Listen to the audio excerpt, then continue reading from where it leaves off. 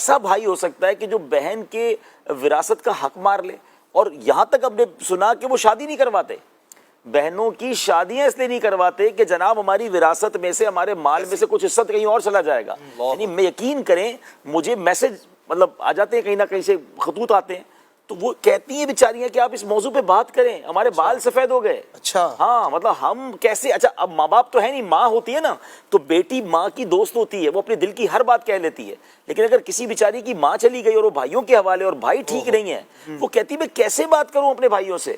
وہ رشتہ ہی نہیں کرتے، ان کو فکر ہی نہیں ہے۔ اچھا وہ اپنی فیملی کے ساتھ مگن ہے اور بہن بیچاری پریشان رول رہی ہے، اور خاص طور پہ بہن اگر بیچاری کسی وجہ سے بیوہ ہو جائے یا بہن کسی وجہ سے متعلقہ ہو جائے، اس کو طلاق ہو جائے، اب جو اس کے ساتھ وہ بعض اوقات، میں سب کی بات نہیں کر رہا، بعض اوقات وہ بھابیاں کا جو سلوک ہوتا ہے اور بھائیوں کو وہ بوجھ محسوس ہونے لگ جاتی ہے۔ تو سرکار دو عالم علیہ الصلوۃ والسلام کا خاتون جنت سے یہ پیار اور اپنے گھر کی خواتین کے ساتھ جو نبی پاک کا برتاؤ، جو بی بی عائشہ صدیقہ رضی اللہ تعالیٰ کے ساتھ جو انٹریکشن تھا، یہ سب ہمیں سکھا رہا ہے اور پکار پکار کر کہہ رہا ہے۔ اور پھر یہاں تو بہنوں کے حقوق بیان ہوئے، یعنی وہ حدیث ماشاءاللہ علماء بیٹھے ہیں کہ جہاں یہ فرمایا کہ جس کی 3 بیٹیاں ہوں اور وہ ان کی کفالت کرے اور اس کو صحیح ان کی تربیت کرے تو اس کے لیے جنت ہے، تو وہاں بہنوں کے لیے بھی یہ فرمایا،